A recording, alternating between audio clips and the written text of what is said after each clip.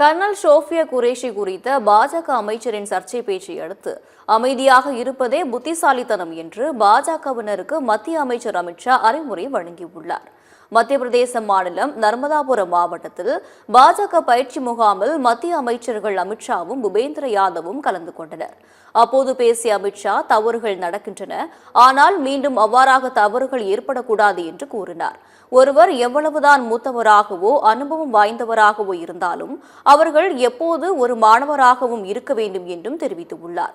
அமித்ஷாவின் கருத்தை விளக்கிய மாநில அமைச்சர் கரண் வர்மா, தவறுகள் யாருக்கு வேண்டுமானாலும் நடக்கலாம், ஆனால் மீண்டும் மீண்டும் செய்வது ஏற்றுக்கொள்ள முடியாது என்று தெளிவுபடுத்தியுள்ளார்.